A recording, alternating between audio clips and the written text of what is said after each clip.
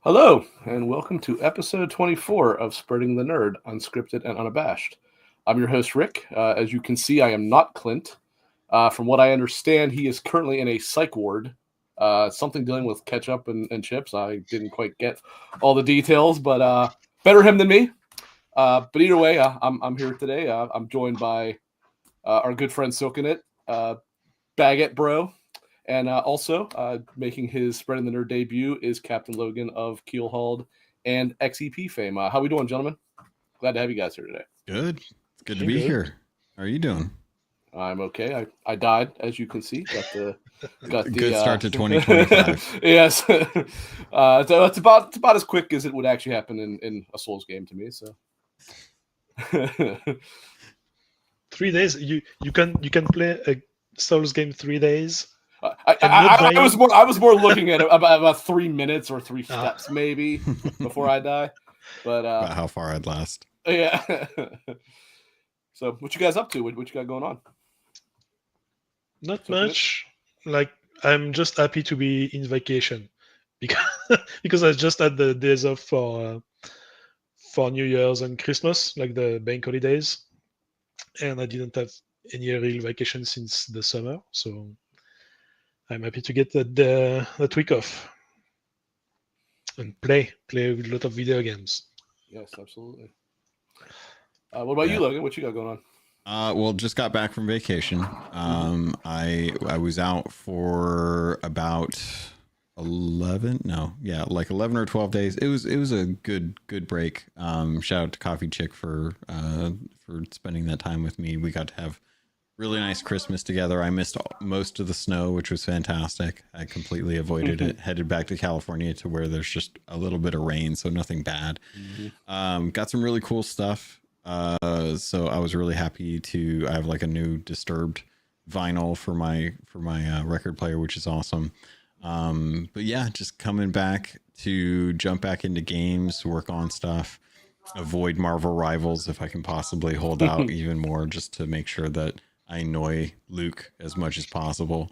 And yeah, just been playing Rust and some Indiana Jones, trying to get some time in on Injustice 2 for the story and to do a test on controller. So all in all, kind of low key, but also like things are super hectic in other areas. So I'm like happy that I have like some comfort food games to jump into.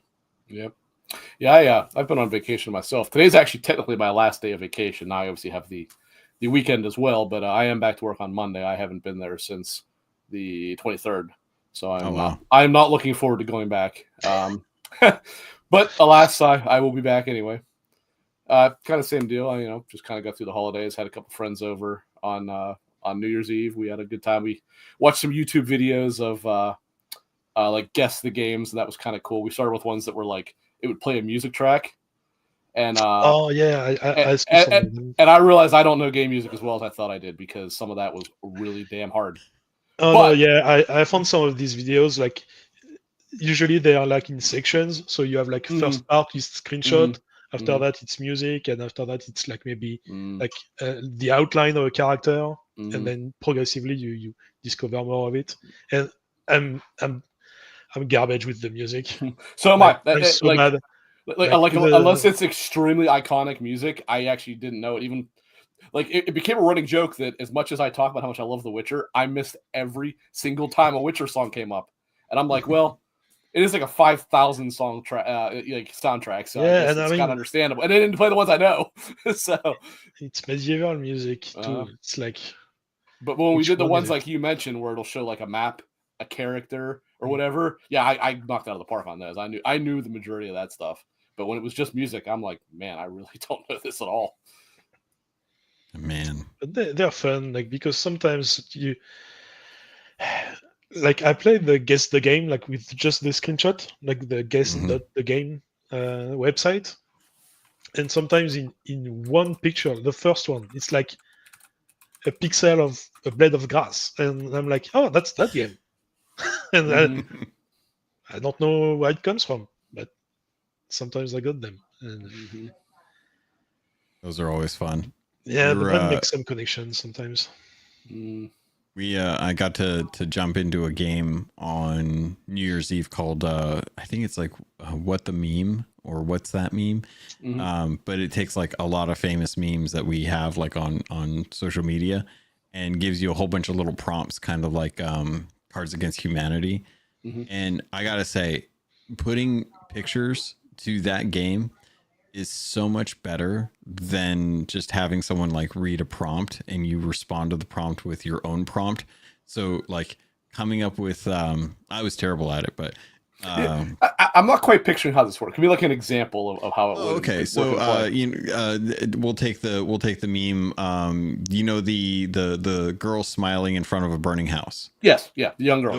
It'll be a pretty big sized card, like a 3x5 card of that image. Okay. And then you have 7 cards, and each card has like a witty response. How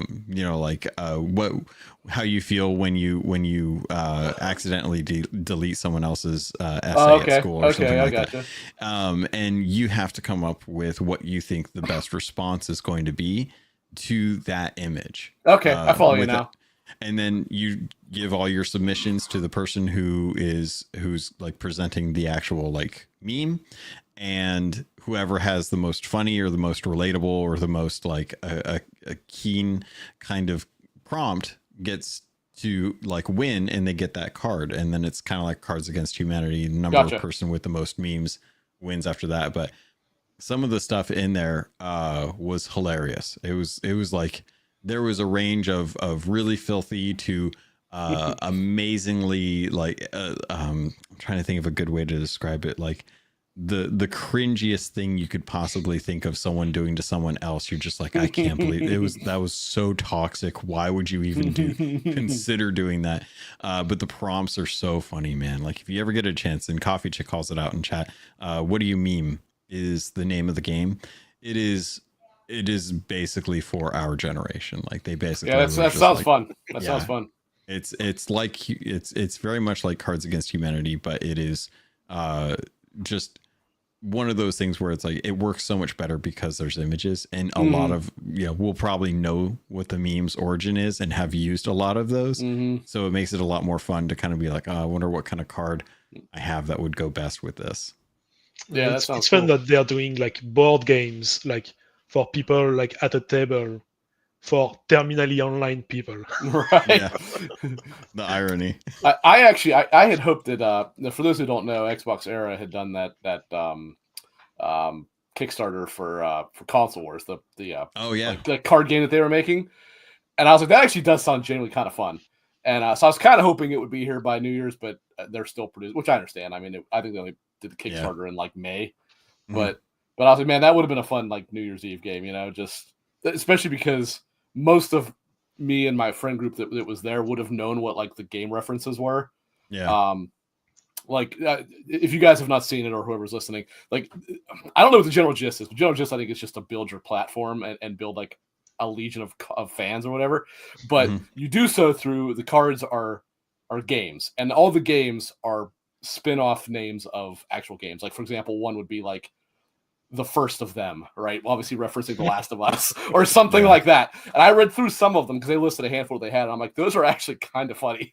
And like, they'll have different points and stuff like that. I'm like, that actually does sound kind of like an enjoyable game. And for my friends who are in the gaming space, I was like, this actually would probably be a pretty good laugh because we see certainly stuff that we would know what it's referencing, and it's kind of a silly spin on it. So, right. But it is still a little ways out. I think they said it's still a couple months before production's even completed. So yeah, but that's one where I think it would be fun because I'm going to be East Coast, hopefully, all things pending, next year in like September. If that's something that for Extra Life, like the Extra Life Day, I think it'd be a lot of fun to be able to have like a tabletop with people and have multiple cameras set up and be able to do like a live stream. Yeah, that'd be awesome, actually. A lot of like, like big podcasters come out, and any of us who've like been familiar try and build like who's going to actually get the best console kind of out of that, and with the highest number of fans. That sounds like a lot of fun. Who is this? I guess the psych ward must have let out for the day because we apparently have Clint in the chat here. He made it to the room. Maybe he's just healed. Yeah. Maybe he's better now. Yeah, maybe he recovered from the ketchup. Yeah, I wonder if like seeing a ketchup bottle in his like pantry like just sets him off and he like has an episode. It's so weird. It's so good though. Yeah, I know. What's wrong with ketchup? Look, no, ketchup itself is good, but not with fries. Sorry, I mean not with hot chips rather. But it's just potato and ketchup. It's all just different ways to cook ketchup and potatoes and stuff. I agree. It's like folks who look at meat and bread. Damn it. There we go. That's what I wanted. Drama queen. He says he almost died, but I don't know. I feel like that's a little bit of exaggeration. I don't know. I was here, and you left your ass off. That's what you did. I did. There was points I could barely breathe because, like, I thought he would play it up, and he's like, "No, I'm not playing it up. Like, this is horrible." Like, he genuinely was having such a miserable time, which made me have such a fun time. And I was like, I don't even care if you buy me the game. I just want to watch this, and I don't want to eat this. That's also the important part. I don't want to be the one that eats this. So, I would 100%. I've had some weird chips in the past, and I've not been phased. The only thing that I will not touch are like the super flaming hot Cheetos. Like you couldn't pay me enough to now eat to be clear stuff. He did not eat ketchup flavored chips. He ate chips dipped in actual ketchup. That's the difference. That's fine. Yeah, no, that's gross. No, I'm fine That's with gross. that. It's just ketchup at that point. It's just the medium that's getting the ketchup to your mouth. That's the important part. It doesn't matter how you get the ketchup to your mouth. It is just getting the ketchup to your mouth and enjoying the taste of ketchup. I don't know if I can agree with that. I like ketchup. I do. Yeah. But I don't like just ketchup. Like ketchup is an additive, not a thing, not its own thing, right? Oh. I wouldn't be able to just eat straight ketchup. I just don't think I'd like that at all. It's just sugar water at that point. Sugar water with a little bit of tomato. Ugh. I mean, you're not wrong. That is what it is. But I think we lost Clint. I think he's probably ran to the bathroom to throw up. Just hearing this. Probably bad memories. So, what have you guys been playing? Silcanit, let's start with you. Well, I finished the year with the Indiana Jones. So I completed the Indiana Jones. Nice. And I think at the last minute, I have to say it's probably my game of the year, 2024. Really? Okay. Because it has the story, it has the character, the music, the vibes, like are pure Indiana Jones. Yes, the Nazis are dumb. Whatever. Yeah, the AI is pretty terrible, to say the least. I get to punch them. I'm happy. Like. Well, and it has some heartfelt moment too. Like I wasn't like expecting it at some points. So that's kind of good. I'm stuck right now. So there's no like, before it was Rebirth. Because the nostalgia and the combat and the I thought you said Rebirth was not your favorite game of the year. Like not counting Indie, like prior to Indie. I thought you said it was not. You guys were lying to me all that time. No. It has too much bloat and pacing issues, but apart from that, like it's hard to reproach much more. But Indiana Jones doesn't have any bloat. I don't disagree with that, but like it's very optional to get the 100 notes per zone. Like it's just postcards and letters. You don't care. Yeah, so it's certainly all additive in Indie for sure, from what I've seen. Yeah. Whereas there is, I mean, I won't disagree. There is a large amount of stuff in Rebirth that is most certainly not additive. It is just simply there. But yeah, and you can have to do it to get materials and stuff. But right. So yeah, I finished that, and I started on my backlog resolutions. Your what editions? I'm sorry. My backlog resolutions. Oh, backlog. Okay. So I finished 30 Birds. It's a little indie games. You have to look it up. It's really stylish, art style. Mm-hmm. But it's gameplay-wise, you just run around, talk to people, you find birds. They are all wacky characters. It's a fun game. It's a fun 5-6 hour game. But it's really the art style and the presentation that's really unique. I don't like the character designs at all. It's really it has its own style. It's not for everyone. I get it. Yeah, based on the pictures that I just looked at, I like the way that the world looks. I don't like the way the characters themselves look at all. Yeah. It almost has like a Picasso-esque look to it, where it's real. It's really artsy. I mean? And I started Mass Effect. Our brother Red Beast jumping into the 9 Souls. One day we'll get back to that, I think. But yes, 9 Souls. Just wanted to highlight that. I saw his thing. 9 Souls is really good. Yep. What about you, Logan? What have you been playing? Or were you not done yet? Silcanit? No. After that, I just back in Ballad Row too, because right. I have been jumping into Indiana Jones, which has kind of been like my mainstay. I've only been playing like maybe an hour and a half to 2 every other night or so, if I can. And it's been really good. I feel like I'm kind of stuck at the moment. So I feel like I need to backtrack and kind of like follow through a couple other things. So I'm still at the Vatican. And I've been there. Yeah, well, I've been there for, I feel like it's been like 10 or 12 hours at this point in gameplay time. Because I'm just kind of wandering around looking for interactions for everything and just getting like a little bit of hints. I've been very bold in my playthrough. Like I haven't really snuck around a whole lot. I'm mostly just like, I'm just going to punch guys until they stop coming, and then when they all disappear, I'll just run around and check like walls and stuff like that. So I'm sure it probably looks very psychopathic for some dude just punching tons and tons of fascists out and then leaving their corpses and then just walking around like feeling walls. It's got to be weird for all the nuns and priests that are just trying to like enjoy their nice day. So but outside of that, the rest server that I'm a part of just reset. So I've been running around, gathering wood, gathering metal, gathering stone and stuff. And then I got killed just before we were going to go live. Somebody took all the really good stuff that I had. And I was just like, well, this hasn't happened to me in a game like this in a while. Because I'm used to Sea of Thieves where I win in Sea of Thieves. I don't like to lose in Sea of Thieves. I don't like to lose. I'm fine losing in a lot of games, but Sea of Thieves is one of those games that I don't like to lose in. So because it's all like time spent. Like you can go and gather and whatnot, and then someone can come and kill you when you're not expecting it, and you lose everything. And you have to try and go back and find them and hunt them down if you want. But at that point, I was just like, well, I need to get ready for the show.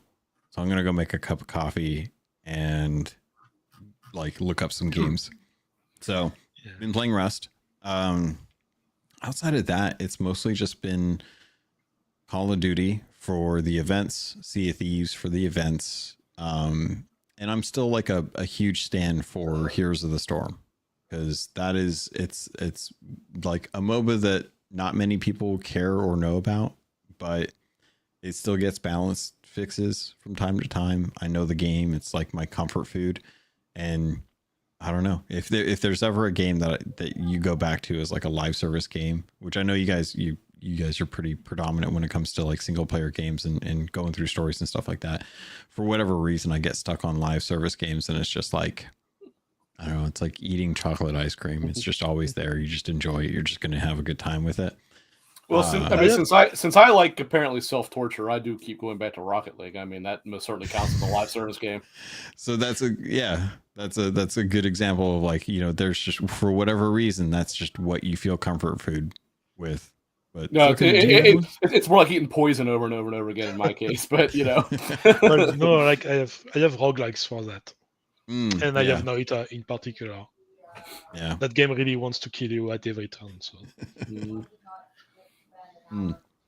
But that's pretty much it. I mean, I'm looking forward to getting finished up with the Vatican for Indiana Jones, because I've been really enjoying my time with that. It's just a fun game. Like, they really, and Troy Baker, to his credit, did a great job of doing indie. And as much as I'm like I don't know Troy. He's not a buddy. I have no clue like what his life is like outside of the presentation that he puts up for getting to know people. But there's obvious talent there that is that you can't ignore. So I would say 85% of the time that I've heard, you can't even tell that it's him. He sounds that much like Harrison Ford. Yeah, he really does a good job. So it's surprising that he was the one that was able to come in. But I know a lot of voice actors can really kind of like, that's their craft is manipulating their voice to be able to address like whatever character. I mean, if you guys ever seen Overwatch, if you know the character that is Winston, the giant gorilla, like the kid, the 20, 30-year-old that does that, he's just small in stature, but he's got this voice that he can just use and craft and manipulate, and it's just really talented. So that's I'm looking forward to finishing Indiana Jones in the year 2025, where it will then become Game of the Year for all the PlayStation accolades that it gets. So looking forward to that. And the PS5 Pro update that it'll eventually get as well. Oh yeah, it'll get like all the actually it'll probably launch with it actually, but yeah, I hope they do actually. I hope they. I'm sure it will. Sure it will. Now whether it has ray tracing or not, I don't know, because the CPU requirements to have ray tracing are pretty steep to the point that I don't even know if a Pro. But we have seen some things where the Pro they've manipulated it where it's a CPU heavy game, and they've still managed to make it work with the better GPU. So I guess we'll see.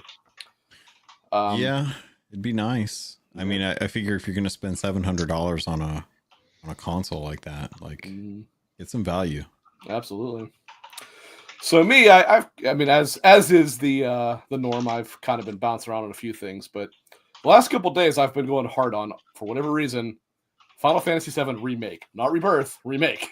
I decided, I got it in my head that I was like, you know what, I kind of want to do a rerun of these two. And I'm actually, about 2/3 of the way through it. I am reminded every minute that I play this game, like, why I love it so much, because it really does take me back to whatever, 1998, 1999, whatever year it was that I actually played Final Fantasy VII when I was in high school. And I was like, man, I remember seeing these, like, really crappy, pre-rendered, always looking straight down at the ground, representations of Midgar. Whereas now I'm actually seeing, I can look around and see how big the city is and kind of how they envision the actual layout of it, since you really don't get that before. And if you played Final Fantasy VII, you kind of know that Midgar is shaped like a, well, I didn't mean you, Logan. I know you have not, but Midgar is essentially shaped like a giant pizza, and in the middle, pizza. And I'm not. Yeah, it actually is a pizza. My wife laughed when I said that. I'm like, I'm not joking, because it's actually in like slices as well. And then in the middle, you have the Shinra HQ, which, if you've ever seen the cover of Final Fantasy VII, that's what Cloud is looking at. That's in the center, and then those slices of pizza, as they're called, are plates. They are suspended, 1,000 feet, couple thousand feet above the ground, and underneath those are the various sectors, slums as they call them.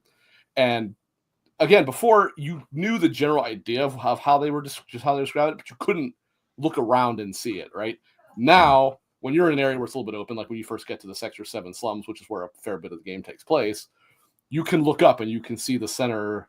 I don't know what you want to call it, a pillar or whatever, which is where the train that runs from the plates down to the thing is, and you can look out and see the end of Midgard. You can look up and see the plates, and when certain things happen, you can look and see things that were there before and maybe are not there now, and stuff like that. And it's like, man, this is amazing. It really is. Like, it's nice to be able to see what they imagined that they couldn't really show you how it looked at the time. You had the occasional cutscene where they were trying to show something, but even then you're just seeing what they're directly showing you. Whereas now I can pivot the camera around and actually look at it, and again get get an idea of how huge this city is, since Midgar is like by far the largest city in Final Fantasy VII's world.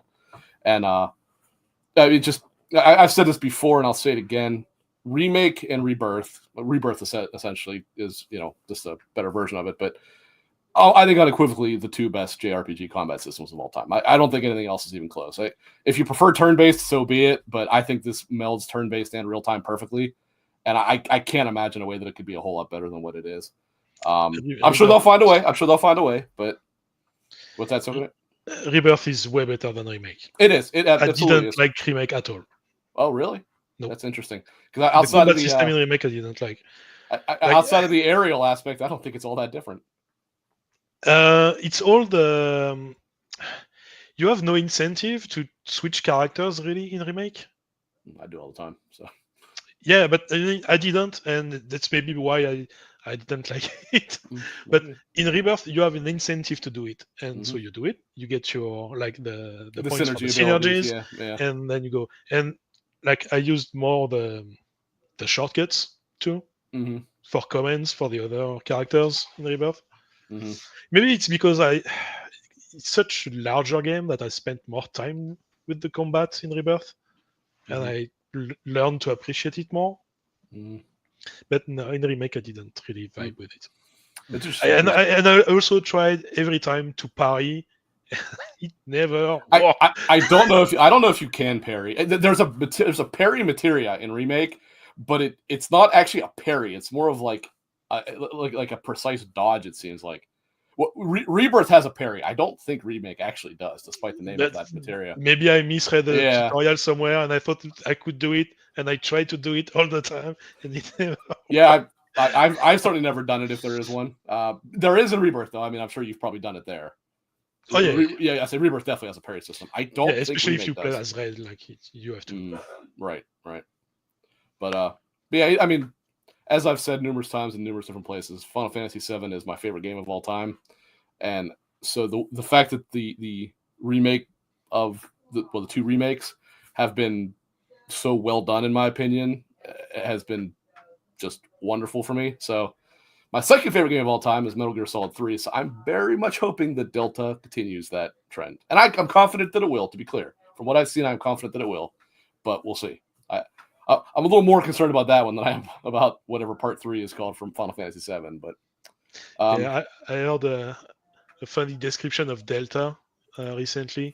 I'm going to paraphrase because I don't remember the word exactly, but it's like Konami is remaking Metal Gear Solid 3, like changing the gameplay to match what people think they remember of the gameplay of like the original. They're trying to like redo the whole system in a new engine and like modern controls, etc., to match like all the jank that the original has.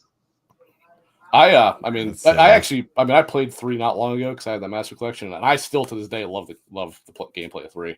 So no, that doesn't bother me at all. It's the menuing in 3 that was always right. The menu is like changing camouflages and stuff like that. Yeah, you mean? Yeah. Well, that is definitely smoothed out in Delta because they have like I hope so.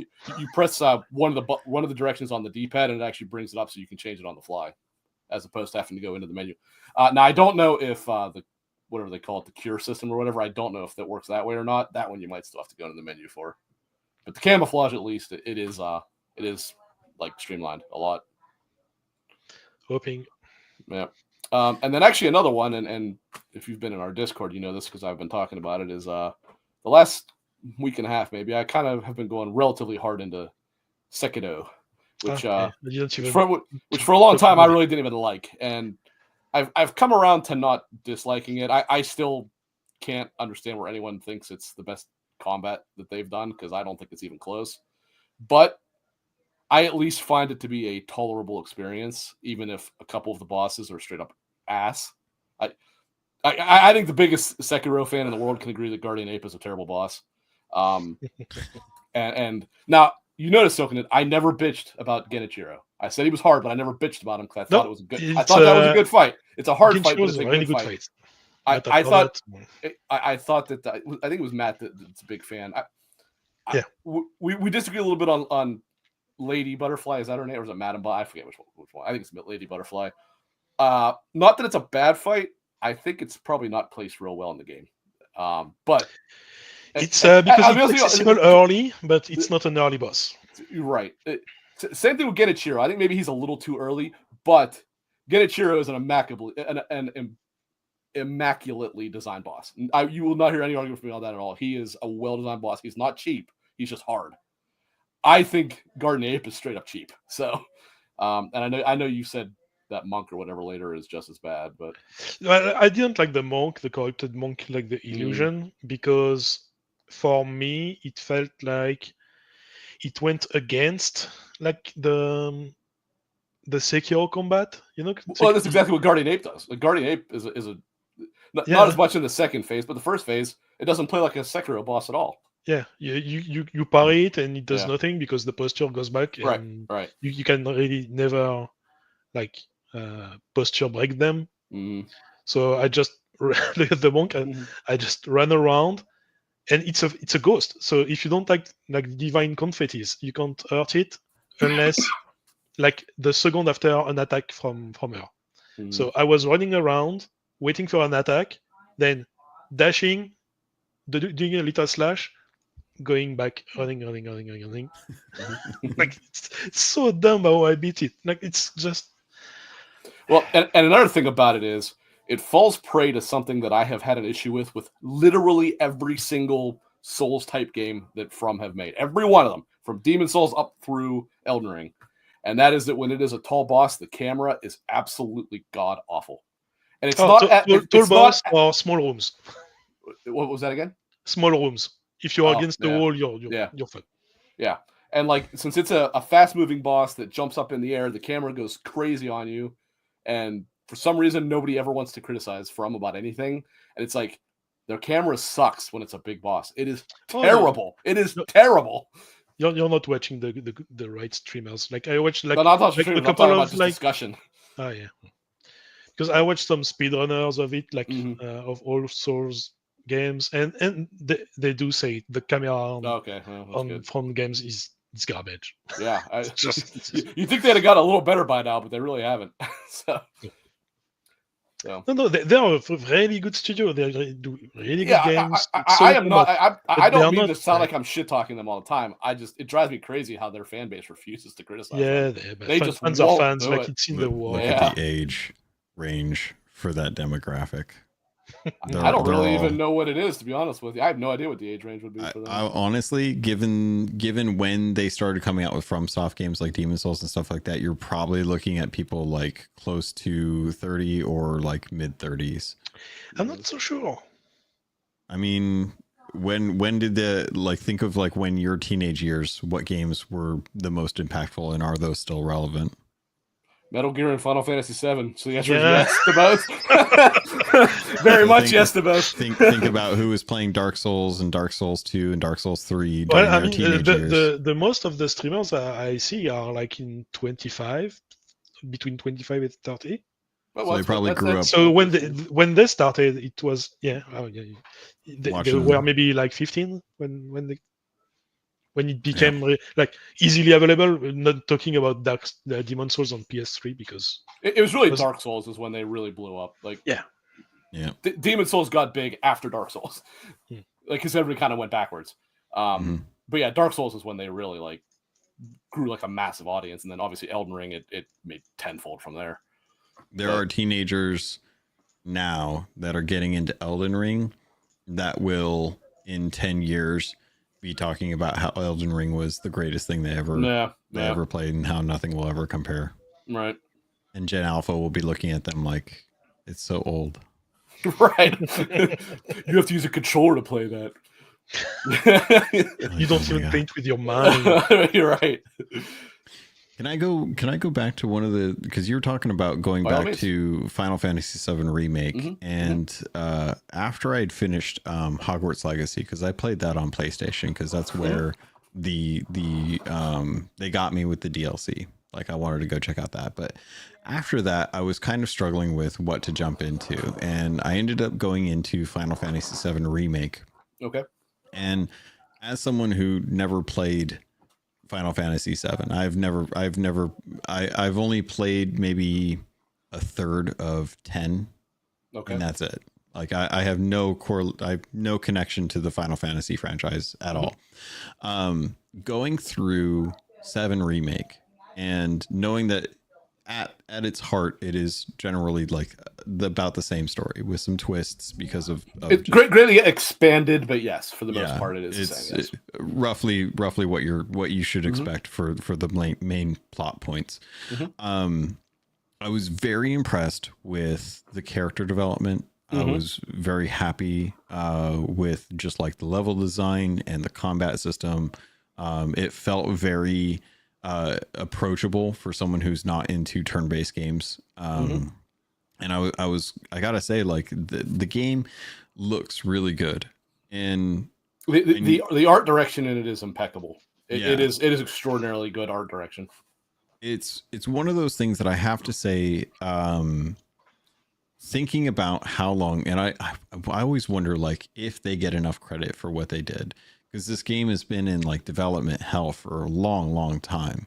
You talking about remake? But yeah. It basically went through, if I'm not mistaken, 3 versions, because it was being made by CyberConnect for a long time, which made no sense. From the minute they announced that, people were like, "Why would you outsource this of all games?" And it seemed pretty clear that wasn't working. And what was it, about 3 years or so before release, they brought it in house, and everyone was like, "Boy, this sounds like this is not shaping up well." But then, whatever, 6 months, 8 months, whatever it was before it came out, they had that E3 where they showed off the combat, and everyone's like, "Okay, this is shaping up real nice." And when it came out, most people were very happy. There's a late game change. It's not really a change, but that some people took issue with. But other than that, almost everybody was like, "Yeah, this is exactly what I wanted this game to be." Yeah. And so going through a fair amount. Now, granted, I'm still in the slums after the first. Well, you're in the slums for 2/3 of the game, so. Oh, okay. Well, I don't feel too bad then. Yeah. But I'm definitely past kind of like I'm definitely past like some of the early deviations from the main plot line that kind of make you start questioning what the heck is going on. Okay. But for all intents and purposes, like, I guess. Do you happen to remember what chapter number you were on? Not the chapter number, but I met the dude. I think his name is Axel. It's the dude that's on the bike. Yeah, the motorcycle. Oh, Roche. Yes, or Roche. Yeah. So actually, technically, you're not in the slums. That's on the plate. You went up to the sector. Okay, so yeah, that's 6. right. I think it's the sector 6 plate. 6. I think that was 6. Yeah. Yeah, you're probably a third of the way through the game. Maybe a hair less than that. Good. There's a lot of side content in the later chapters, but so that's getting up to that point. I was very happy with how they've kind of progressed things, and I really do think that they've done a great job with the game in general. So I've been interested to go back and actually like try and finish that up, and then move into Rebirth, because at least then I'll have like a little bit more of an idea of what's going on with folks. But it's been nice to not like be spoiled by too much when it comes to Final Fantasy over the years. If you stick with that, do me a favor, let me know when you finish it, because I'd like to get a little panel. It'd be interesting to have a group of those of us who know what happens, who've played 7, and someone who doesn't. And you seem to be liking it. So if you stick with it, let me know. I'd kind of like to get something together and have like a discussion about just remake, obviously not talk about Rebirth until you get to that point. But because you'll have probably a pretty different perspective, and there's a lot of things that's going to happen that you're not going to know what they mean. Whereas we kind of do know what they mean, because it's constantly foreshadowing the game's largest twist, which to be clear, as of Rebirth, still technically hasn't happened yet either. It'll happen, I believe, fairly early into whatever the third game is, but it still has not yet happened. What's that? So, it does too. Yeah. Yeah. So far, I've been pretty happy with it. I think all the characters and stuff. I don't know what's up with Cloud, but him and Tifa just need to hook up at this point. So I don't know. I feel bad for Tifa. You haven't seen the third point of the triangle yet, so. Oh, okay. So yeah, she's best girl. Don't listen to her. She's the best. the only one with like some solid agency about her. She's like, she knows what she wants and she's going for it, but he's just being a moody brat. And He's very aloof for quite some time. He's I don't know he's why. an emo kid. Why is he such a punk? Yeah, I'm just actually, there is reason for that, and you will find it out eventually. So there's a reason for him being so. You got a couple years to wait, but there is a reason for his character being so disconnected from. Well, that's good. Kind of everybody, and actually, you'll notice he softens up a lot as it goes because he starts to really kind of become friends with the people that he's hanging out. Yeah, with. I think that's the thing that's been like. I like Barrett. I like Tifa. I like I think there was someone else. Jesse. Jesse. There's Jesse, Biggs, and Wedge. Jesse. Yeah. That's right. Jesse's the horny one. Yeah, they're all like they did a good job with the character design. They did. The only one that not the character design, the development, but the only one that I'm like kind of like about is actually Cloud, and I'm like, why is my character so much of a big old stick in the mud? Like he is ready for him to be a hero, and I'm just like, get out of here. When you'll reach a point where I don't even want to say it. He goes through. He really does go through a pretty interesting character arc as things go, because even by the end of Remake, he will start to lighten up, and he's very different through Rebirth, and then he's very different at the end of Rebirth. And there's a reason for all of it. Yeah, I just love what happens to him kind of in the middle of Remake. I'm looking forward to it because he's a big old stick in the mud, and he needs to lighten up and get realize like it's not all about how grumpy he is. Yeah. I mean, Cloud's a pretty popular character. Some of that certainly has to do with the fact that he is the main character of their undisputably most popular game. He has a big sword. Yeah, well, right, and his character design is actually pretty cool as well as being iconic. Yeah, but he is. I don't want to say relatable because, like you said, he's kind of an asshole for quite a while. Yeah. But when you play it, like when you play FF7 and you're like 12, 14, he's so cool. Yeah, he's really cool. Yeah, he's angsty. You're right. When you're like a teenager, he is like the epitome of like a cool guy. But as an adult, it's like, man, he's got this good-looking girl throwing herself at him, and he's just an asshole. What the hell is wrong with him? But that right. I'm just teasing. Well, there's two of them throwing it at them. I'm here for Roche. Like that dude has style. And technically, there's three girls throwing themselves at him. But okay. I didn't want to count Barrett, but no, I wasn't either. That's cool. You like it though. Because it's good stuff. But sorry, I didn't want to jump back into it. But that was a really. It's interesting to hear you're going back through it again because I'm like a little bit into it, and I was like, this is. I see why people enjoy it because it's so far it's pretty good. So just as a forewarning, to let you know, things will be pretty cool here for a little bit. Then it falls into the game's like trenches, if you will. There's a few chapters that really, really drag, but then like the last like 4 or 5, whatever it is, chapters, like basically right where I just finished is where it really gets moving again. It kind of hits this real weird lull, but. It is kind of important for kind of how the events go. It's just the fact that, so I don't know if you noticed or not, Logan, this 40-50 hour game was basically 5 hours in the original game. Like that's how expanded out this is. Midgar was such a small part of the original game. Like it was important for the story, but it wasn't very long. And they just like, hey, we realized Midgar was a big deal and we didn't do enough with it. We are going all in on this. This is going to be its own game. And interesting. So that's why everything is so much more built upon, and the city is so much more realized than it ever was in FF7 and stuff like that. And I think it paid off. I mean, I know some people disagree; they'd rather not seen it blown up like that. But I'm glad they did it that way myself. I like it. At what point do you run into Mickey Mouse, Donald, and Goofy? That's for Rebirth. Yeah. Okay. Yeah. So Sora hasn't got there yet, though. He's still sleeping in his egg. So. The way things are going, it's not out of the question. Yeah, it wouldn't surprise me.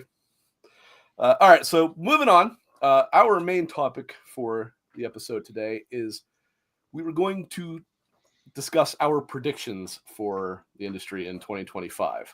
I have a few here that I've written down. We'll start with those, talk about them, and if you guys have anything else you want to talk about for that, by all means, we can do so. The first one I have written down because I thought it'd be something kind of simple to get into Do we believe that Grand Theft Auto 6 will release this calendar year, 2025? Silcanit, what do you think? Yes. Okay. Logan? No. No? I'm leaning on yes, because I do believe that they waited so damn long to even confirm it, even though everybody knew it was happening. They waited so long that I think they were a lot further into development than they typically are when they announce these. And my guess is Take-Two, I mean, they know that if they delay it, they're okay, but their, whatever you want to call it, like projections or whatever for this year, I think are basically entirely revolving around that game, and for good reason, because they're obviously going to make billions from it. So you think it'll be next year then, Logan, or you think it's going to slip even further than that? I think it'll probably be 2026. And that's just because I think they don't want this to really have any competition. I think that they want to give this the most opportunity. They've given us, I guess at this point, it's been almost a year since the announcement. When was the actual announcement that we were getting that? I actually don't remember. If you want to keep talking, I'll look it up. Yeah. So my main issue with it is just that GTA 6 is going to have a lot of scrutiny. A lot of people are going to. That's my biggest problem with it. Like, yeah, it's not even with the game itself or whatever. I just don't like the space it's taking in the conversation. mm-hmm. And the longer it takes to release, the longer it's going to take that space. True. So I want it out tomorrow. Shadow drop tomorrow. Get it out of your system and get to other things. Yeah. So to answer your question, it was announced December of 2023. So it has been just over a year since the it was trailer. announced. The trailer, yeah. Okay. Actually, that's a good point. That's a good point. The game was formally revealed. Well, that's true. Don't forget, they did announce with that trailer, even though the second they said we have something to show you, everybody knew what it was, right? Mm-hmm. Yeah. Now that said, if we look at their history, specifically with GTA and Red Dead, I mean, anything else is kind of irrelevant here, but this is kind of the trajectory they typically take, right? They do your initial reveal to kind of show you the general gist of what it's going to look like, give you hints as to, the setting and all that stuff. Then a year later or so, they'll usually have another one, and this one goes a little bit more into, like, they don't do like a deep dive. It's kind of weird, but Rockstar always have kind of done it their own way. They've always done it real, like cinematically, right? But they always put the trailers together intentionally to show you how things work in the game. So I'm gonna guess that within the next 2 or 3 months, we're probably gonna get another trailer here. And when that happens, I'm guessing we're within a calendar year then from it, because that's typically about the timeline that they use. A lot of people say about Red Dead being delayed a couple times. That is true. I think it was delayed officially one time, but I don't know what the reasoning was. I thought something came up that did delay it, and that was kind of uncommon for how that goes, because while I'm sure it's been delayed internally, they probably wanted this out already. My take is that they probably have kind of ironed out pretty well their timeline to the point they probably know pretty close to when it's going to be finished. So, but interesting. Yeah, so, anything else? You guys have anything else to say about that one? I mean, that was obviously a pretty simple one. No, like I said my piece. I just don't like. It's not that I don't like the game or the company or no, I understand what you're saying. The media treatment of it. It's becoming an issue with people not knowing what they can and can't do. Yeah, there's no doubt because about you it. said, like, Logan, that they would put it in 26 for no competition, but GTA 6 has no competition. No, they can release whenever they want. It can release December 31st, and it'll be the top selling game of the year. Yeah. It won't be close. And that's kind of what bothers me with it a bit. Well, that goes back to the earlier conversation that we were having about Dark Souls and Demon Souls and stuff, is that, there is a legacy to GTA the same way there is with FromSoft. There's even bigger legacy because it's been there for longer. Yeah. And people just won't, they won't give it an honest offer. Anyone that says anything bad about this game is going to be labeled a hater. And it's just it's going to sell well because people just want a GTA 6. They don't care what it is or anything, but they will go and approach this. But I think Rocksteady knows what they want to do with this. I just think that they're going to try and give it as much time as they can, and they can release whenever they want. And I think they'll let it push out to 2026. Mm-hmm. Interesting. See, I kind of take a different approach where I don't think they care what else is releasing because they know outside of Call of Duty, nothing else is going to even sniff in terms of this. So the one thing I wish Call of Duty could, but that would be about it. I think the one thing I wish, and we'll never know, is that Rockstar would give advance notice to other publishers, like as a courtesy.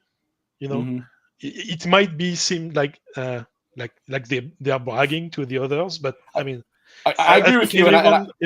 Everyone would be happier knowing in advance and rearranging stuff around it, so everyone wins. I agree with you, and I understand what you're saying. I don't think they would even remotely consider that. Because they don't care. But more than that, I think more than that, they would be more worried about the fact that they don't want any kind of messaging, no matter how little it is, be about release dates, whatever, to get out without them being the ones to do it.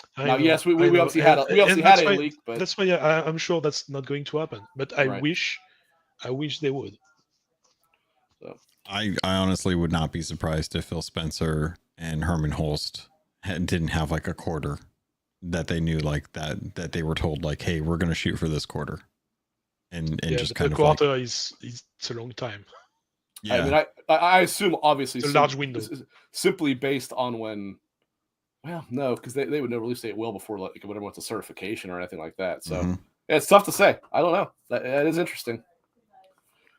Let's see. I should hold that one back. Obviously, the next outside of GTA, the next biggest topic for next year would be the Switch successor. What do you guys think there? What kind of release period are we talking about? How underpowered is it going to be? And theoretically, is it still going to be, the dual system? It'd be foolish for them not to do it another hybrid system because that's obvious. That is obviously the secret to their success right there. But what do you guys think? So I'm inclined to believe the recent leaks like that are saying end of March release with a showcase maybe next week or the week after. After that, I hope that, because we don't have any info on that, but I hope that the dock will be a real like power up, not just because of the power supply going through there, like a real like actually give it extra juice. You mean? Yeah, extra like a graphics card on Thunderbolt, for laptops, like same concept. I hope that, and if they really want to, because of the project latitude of Xbox and the xCloud and the cloud gaming, if they manage to make it compatible with GeForce Now and xCloud, they'll sell so much more. That would be great, but do you really think Nintendo would be willing to do that? I cannot see Nintendo being willing to do that at all. I mean, that would just keep people on the Switch even more. I agree with you, but you know how Nintendo are. They will see that as nothing more than lost sales. But they are accepting, like they did sign the Call of Duty agreement on the AKB like ABK sale. So they have written by Microsoft that they have Call of Duty for 10 years. Right. And something they can sell there, though. And if it's the Switch 2 is as powerful as the Series S, you don't really you can make Call of Duty run, but I think handheld mode Series S power would be perfectly fine. Docked mode, absolutely not. That wouldn't even be close to what you need when you're competing with, within what 4 years, 5 years now. Like you said, they are not really competing with everything else. Well, I'm sorry, competing is not the right word. When you are running adjacently with those platforms, that's not going to cut it because you're going to have just to switch all over again. That's why if you have the cloud gaming capabilities, you're bypassing the power problem. Okay, so I don't necessarily disagree with you on the cloud gaming side. I more disagree with you on the partners, the subscription thing, because that's what GeForce is as well, right? Like you don't buy the game on GeForce and run it through cloud, right? You actually, it's just like Xbox, just like Game Pass, right? No, it's like it's taking your like Steam libraries of compatible games. Oh, okay. See, I didn't realize that. I thought it was a service You you still subscribe you to and still got need a the list of games. subscription for GeForce Now to have like the better version of it. But it's But taking you your do game. have to actually own games, though. Yeah. Oh, okay. Never. In that case, I could see that one. My apologies. I did not know that's how that worked. I thought it was like a Game Pass where you didn't have to buy the games necessarily. Okay. No. In that case, I agree with you. I think they could do that. But We'll see. yeah. What do you think, Logan? I can't wait to see what they want to do with the Switch 2. On my trip, I took my OLED with me, my Zelda OLED, and I was playing Tears of the Kingdom on the plane flights. And to be perfectly honest, man, I actually kind of miss a time when I was just jazzed for the Switch. Thinking back to the launch and stuff, the biggest concern I have for the Switch 2 is what is the killer app that is going to sell that console? Because for the Switch, they delayed Breath of the Wild from the Wii U to get it ready for the Switch, and it made all the difference in the world. They had people buying copies of the game because they were just ready to get, whenever they got a Switch, they were going to have that game with it. And then I think a month or two later, they ported Mario Kart 8. And those two games were the system seller. It wasn't as much as people want to sit there and tell me like how great 1-2 Switch was. I will stand by. I don't know who's telling you that, but you shouldn't listen to them. I wouldn't listen to them anymore. No, yeah, it was a huge joke about the 1-2 Switch being the killer thing that it should have been pack-in. Nintendo has to release hopefully within March, and I really do hope that they come out with a Nintendo game that people are going to want to jump into. It could very easily be Metroid Prime 4, but I don't think that the market in America is as familiar with that. It's not as big, yeah. It's too niche. So I'm thinking there's a hidden Mario game that we don't know about. That you figure we have not got a new proper Mario since the year the Switch came out, which was Mario and this year is the 40 years of Mario. Yep. So, is it really?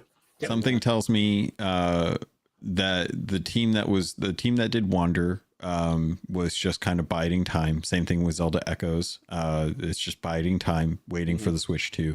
I think we're gonna get a brand new 3D platformer for Mario that will. I don't expect it to be a sequel to Odyssey because I think that they were happy with where Odyssey landed, and that's why we haven't seen them push anything out for that other than like the balloon hunt mode and a couple other costumes.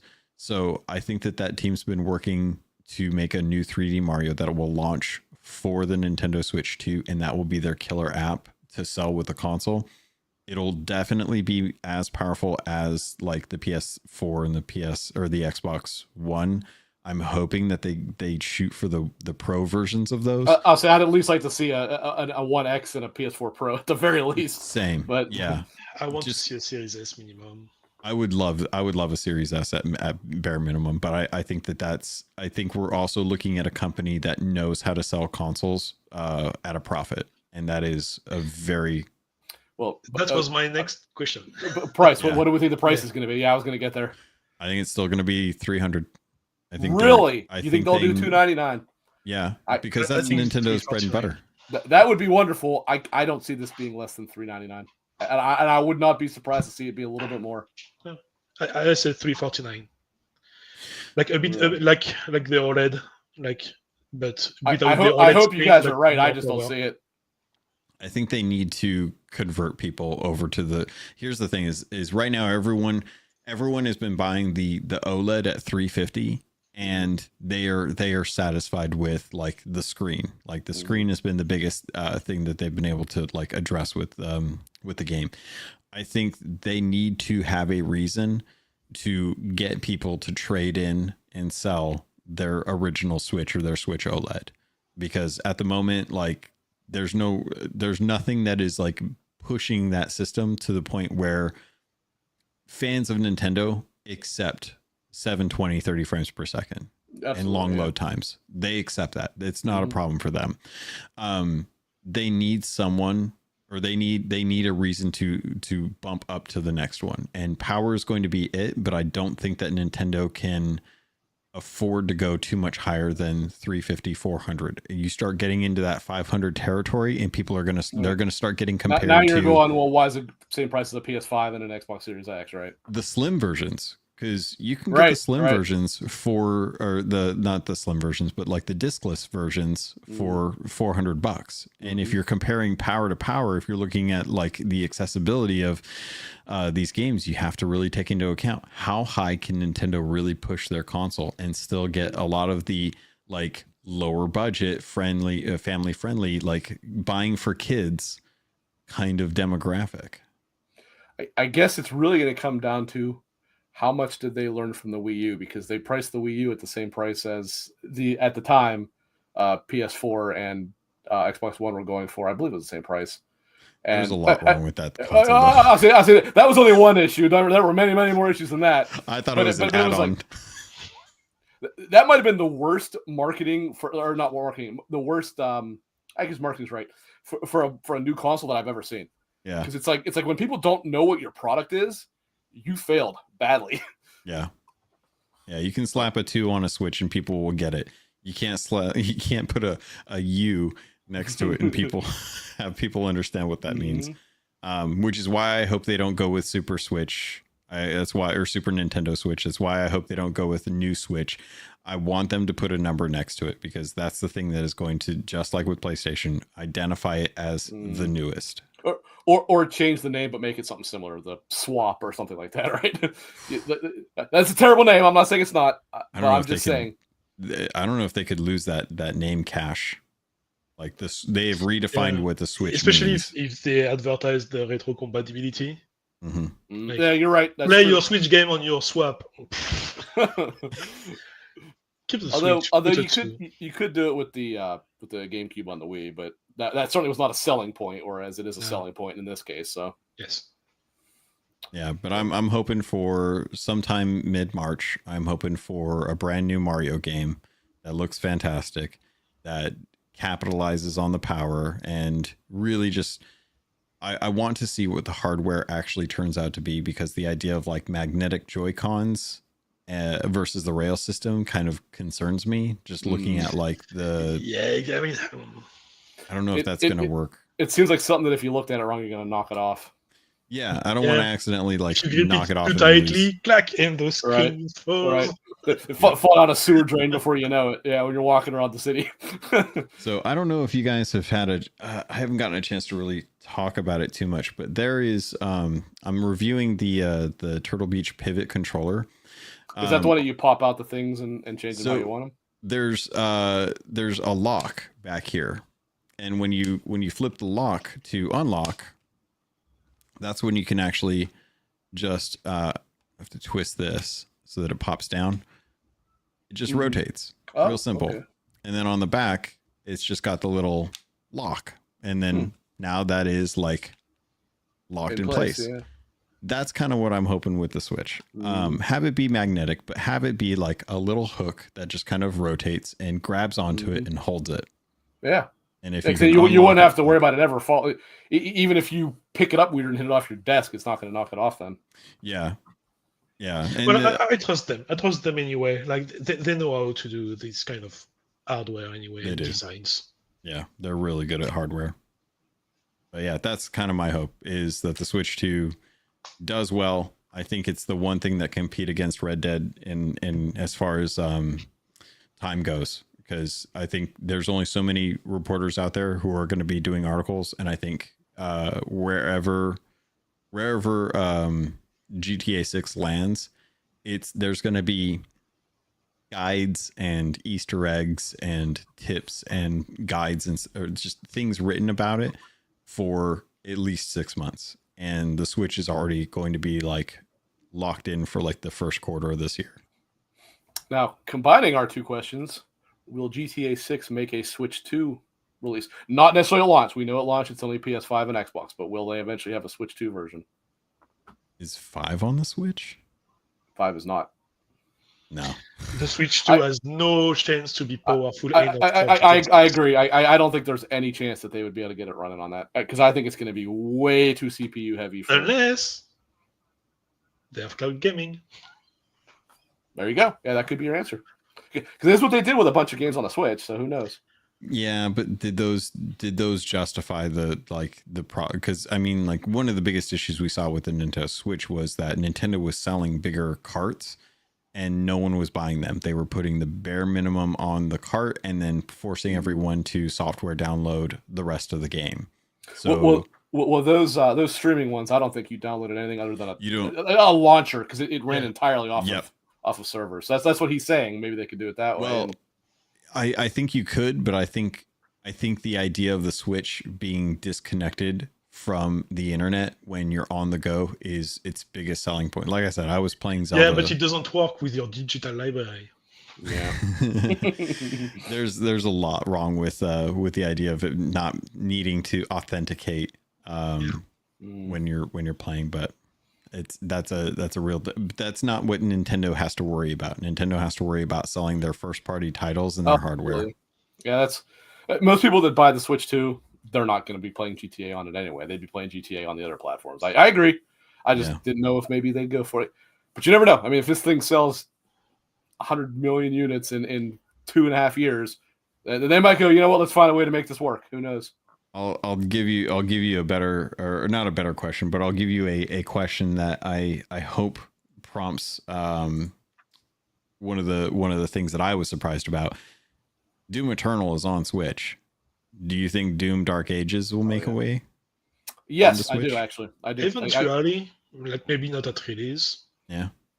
Yeah, they'll probably have to modify it to really lessen its horsepower and all that. But I think it'll make it eventually.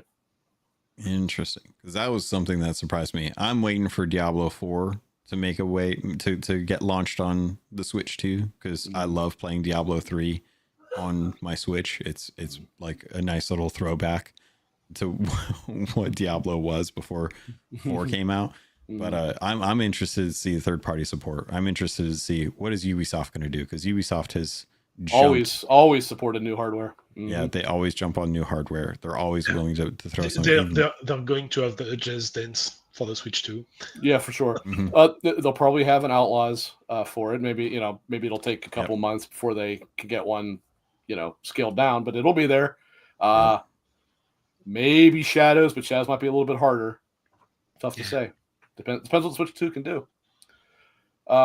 Depends on if Ubisoft survives Shadows. Well, they'll survive. They'll be fine. We've seen worse. Yeah, I mean, they're in a tough spot, but they're not like on death's door like everybody seems to be acting. I know. But I mean, they still have a lot in the balance on Shadows. Oh, they definitely do. Shadows will probably the sharks are circling. Shadows will dictate the direction that Ubisoft has to go. If it does well, they'll be all right. If not, it does well. So do I. Because actually, I think it looks really good. So, but if it doesn't, they really may have no choice then but to sell themselves at pennies on the dollar. But all right. So next up, what do we think for PlayStation first party specifically? We know a couple things this year. We know Ghost of Yotei. That's it. Yep. Isn't Wolverine? Well, wasn't Wolverine announced for whether it happens or not? I don't know, but I thought they did say 2025 for that. Nope. They haven't said anything. No. They showed the official trailer like way back in the day, and then everything else has been leaked. To be fair, though, I do believe it probably will come this year, but yeah. So it's not official. No. Okay. No. That's part of my predictions. Like PlayStation people will cry about Sony's lack of showcase. Probably. I'll be part of that. Let's see. Yeah, no, same. I Silcanit's got the article ready already. You just need to click publish on. I have the clickbaiters article. Yeah, I'm with you on that. I think PlayStation's going to have a really lackluster year. I think they are I think they were hoping that the Pro was going to do better, and that they were going to be able to. Though.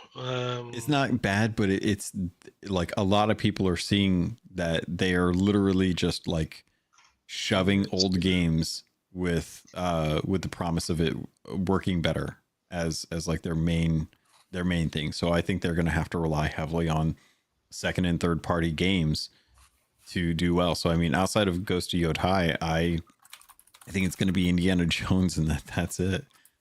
Death Stranding too. Well, Death Stranding. I was about to say Death Stranding also technically not first party. That would be second party. But yeah, no, that I think that'll probably do pretty well for them, and that'll probably be first half. I would think. I gotta imagine that game's probably damn near done by this point.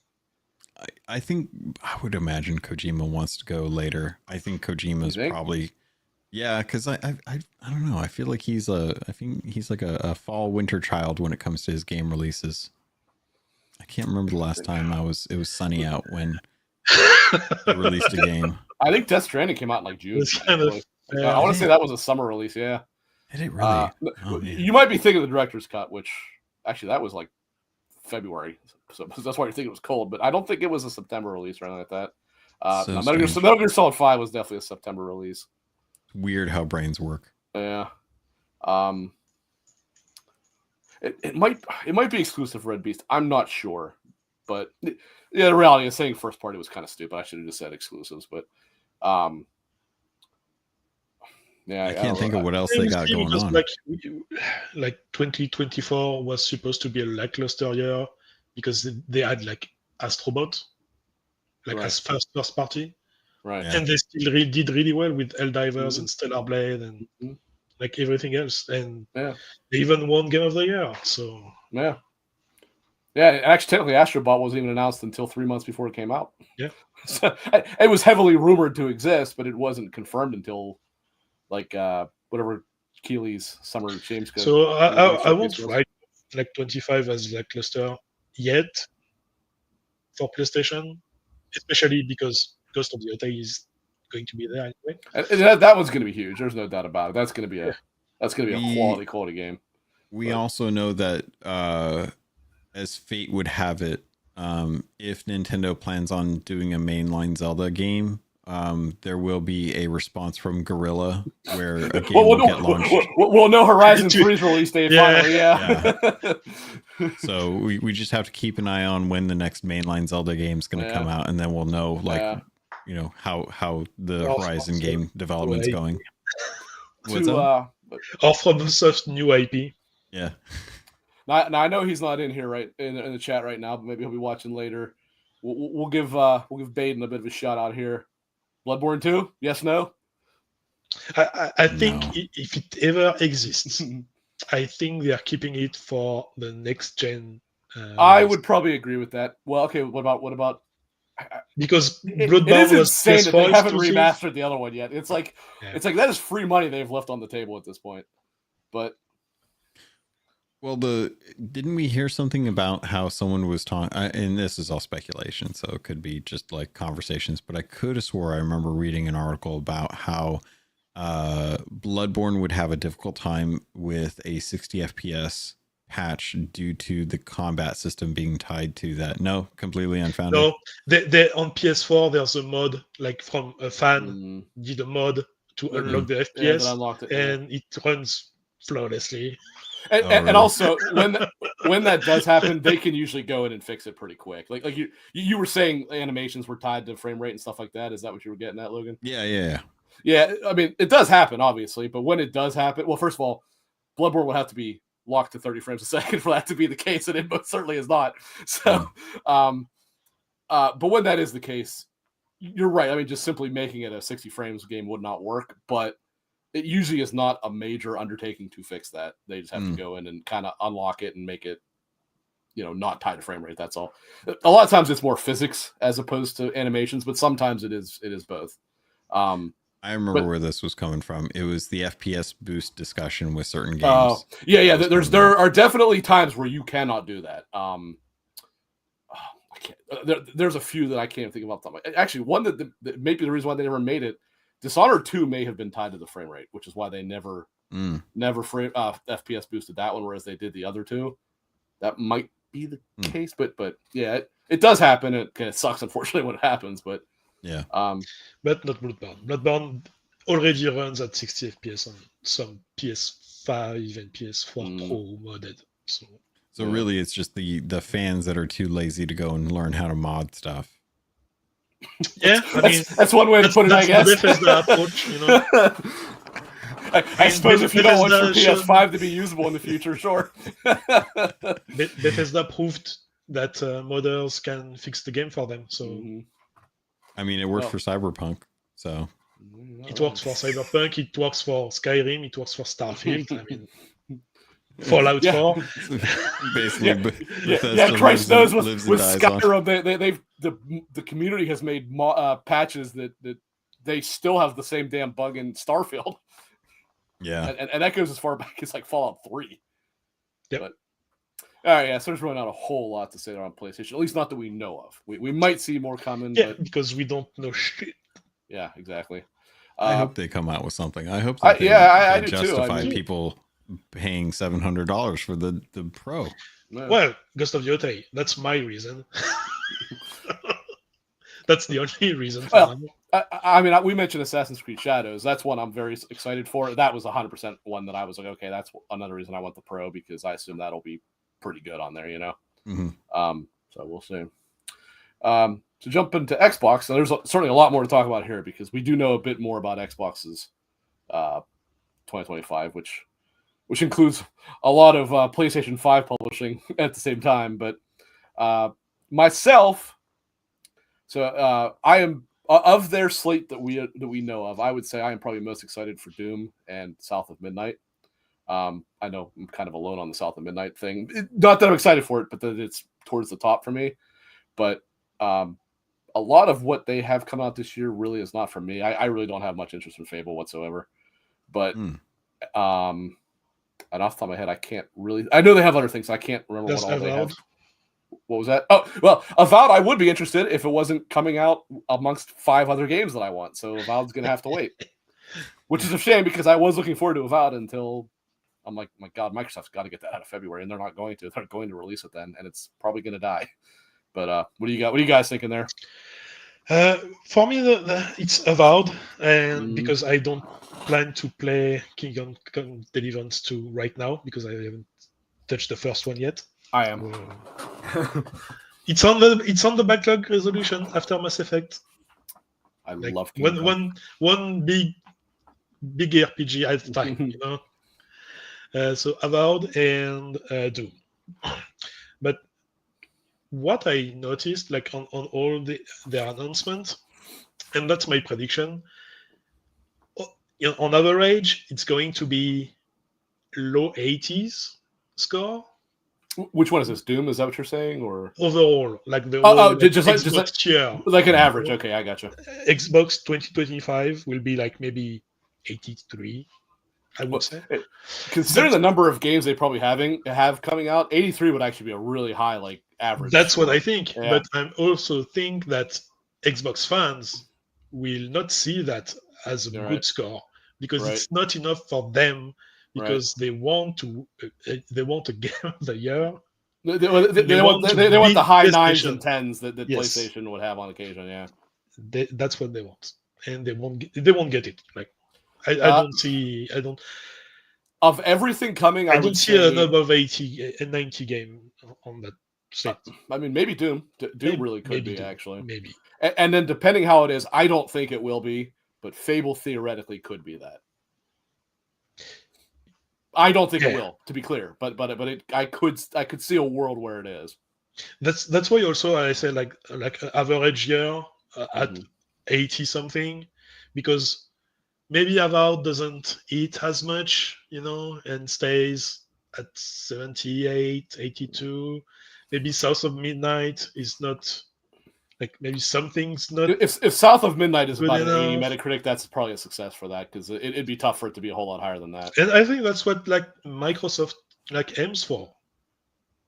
But that's not what the fans would like. What about you, Logan? What do you think? I think Xbox has got a real good lineup this year. Kicking things off with Avowed, it's going to be Skyrim more realized and less bloat. So I think a lot of folks that want that fantasy Skyrim game are going to jump into Avowed and be really impressed with the writing and the characters, and just the combat is going to be diverse enough that people are going to have a really good time with it. I think the art direction change early in their game development was the biggest hiccup that a lot of people have seen. Internally, I know that they are still working hard on that game and are still like going up into that February timeframe. They're still going to be working really hard on making sure that game plays flawlessly. Like, it's in a good state, but it's still not quite done internally yet. So they did announce it was gold, or no, it could be gold already. But I think they announced that it was completed, just not finished, right? Like not like total bug fixes and all that stuff. Yeah, so they want to make it as good, because they don't want to run into the situation that things like Redfall did. They don't want to be. Obsidian has a higher quality standard for their games, and they want to make sure that it launches well, since it is a new IP. The fact that it's a new IP is going to be really hard for people to get sold on, which is why Game Pass is going to do wonders for people wanting to jump into it. It's not really a new IP though. But it's not called Path of Exhaust. It's in that IP, or it's in that universe, but it's not called that. So I get what he's saying. Yeah. Or I said Path of Exiles. It's the other PoE. Pillar of Eternity. Yeah, sorry. Yeah. It's the name cachet is lacking there, and it's going to fall into another one of those. Niche. It's really niche. But I think that they've got a really good chance at making that game special, because it's going to be something that plays to what people want. Outside of that, I think South by Midnight is going to be the real gem of the. I'm looking forward to that. I think it looks good. I think it's going to be the thing that is going to be that kind of game award bait that we talk about, where we see like just people fall in love with it and it sticks with them because of the characters and the story. Fable, I think, is going to be hilarious. I can't wait for that. I think it's going to get pushed, but that's just because I don't see it coming out this year, but I was just going off of them saying it was. So they did. They gave it this year. They just haven't given it a date. Yeah, so I'm hoping that they're given the time for that. Doom Eternal, I think, is the thing that's going to be the 9. I definitely think that will be their highest Metacritic darling of everything. Yeah.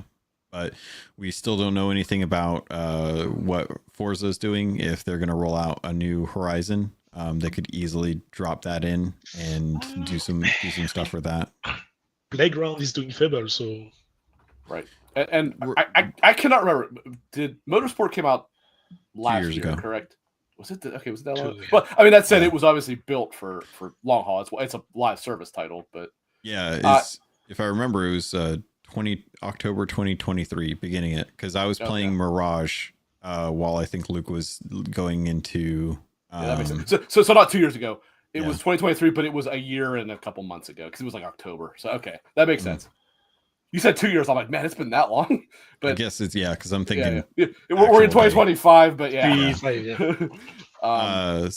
I think I kind of think we might be a little early for Horizon. Like, they did have the every other year going, but it seems like they were trying to get away from that. And like he said, I mean, Fable obviously is eating up a lot of resources at Playground. So true. So maybe that's why we would probably skip out on for Forza, because they're going to do Fable in that case. What I could see them doing is if they decided to, because it's been, when did Horizon 5 come out? That was 3 years ago. Is that maybe 4? Actually, it's been a while. Same year as Infinite. It was so 22 then. Yeah. Okay.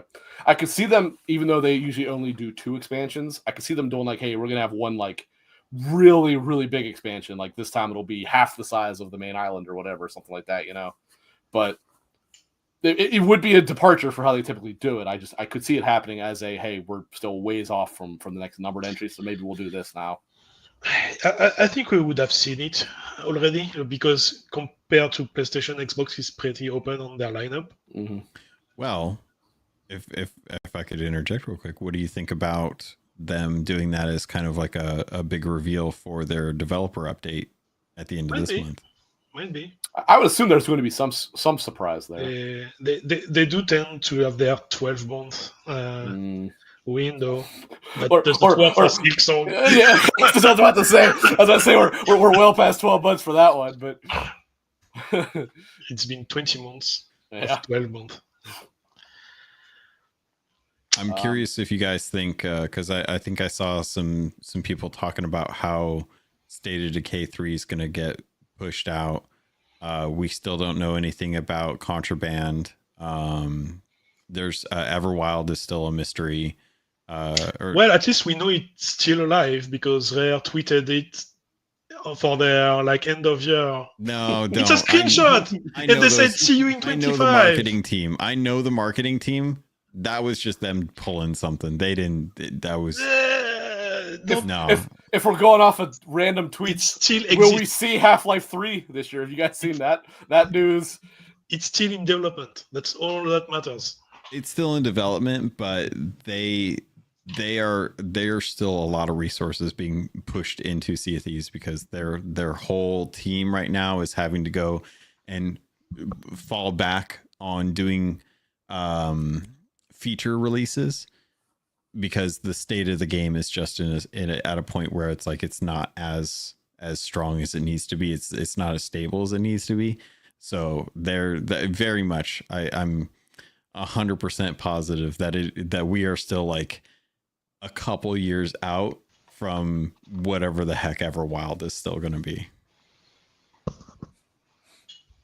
Still exist.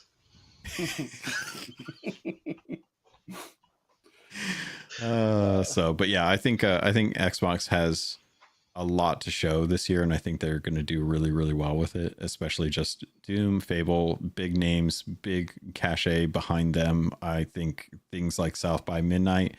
I always keep saying South by Midnight. South of Midnight. Yeah. I would say it wrong myself as well. I do the same thing with like System of a Down, and it's just something none of us have said, but according to what has been said in the past, there's not announced yet, but there should be another Starfield expansion coming out this year on right after I think it was the launch of the original game. Mr. Matty Plays on his channel had Todd Howard. Todd Howard said they had a 5-year plan or whatever for Starfield, and that their plan was to release big expansions every single year. That said, if it's anything like what Shattered Space was, maybe reconsider that idea. Maybe expand that out to a couple more years and don't do it every year, because Shattered Space needed a lot more time in the oven. Or maybe just focus on Fallout and capitalize on the show. What? No, get out of here. Yeah, no, I do want to see. Well, yeah. They promised. The next Elder Scrolls after Starfield. True. Well, actually, there might be your big secret or your big reveal rather at the Developer Direct. It is heavily rumored that early this year they are going to officially confirm the Oblivion remakester. What do you want to call it? The Skyblivion. Skyblivion. No, there's a model that's redoing. Yeah, that we've seen. No, this is the Skyblivion. official one, whatever it is. And I would be all for that because, frankly, I think Oblivion was a significantly better game than Skyrim. Oh yeah, In almost every imaginable way, aside from maybe graphics, I thought it was a better game. So I really would like to see what they did with that, because I would love to go back to a not as old and rickety version of Oblivion and be like, yeah, this is what I loved in, what was it, 08 or whatever? 06. It was 06. Oblivion has one major flaw. Oblivion what? One major flaw. Oh yeah. The Earth server. Mm-hmm.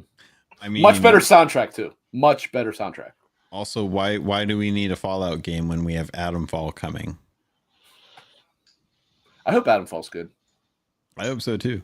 Also, go play Fallout 76, people, because Fallout 76 is actually a really good Fallout game. I don't like it. I tried it. I didn't like it at all. Did you go through like the story? Did you try out like the I couldn't stand it enough. Well, I tried a few of them, but I couldn't stand it. And to be clear, I tried it after the show, so it's not like I did try it when it first came out, and I was like, this is horrible. And I tried it after the show. I'm like, this is better, but still not good. I still don't like this. I don't like Fallout enough. I really don't either, which is a major thing. I liked Fallout 3, and I didn't even like New Vegas, even though New Vegas was definitely the better game. And I could not stand Fallout 4. I thought Fallout 4 was terrible. But I think Elder Scrolls is their far, far better series. It's just Skyrim I didn't care for that much. But Well, right. It's been way too damn long since another one of those. Yeah. Do you guys? What I know we've seen the rumors. Do you guys believe that that's going to happen? And if so, what do you think we're looking at there?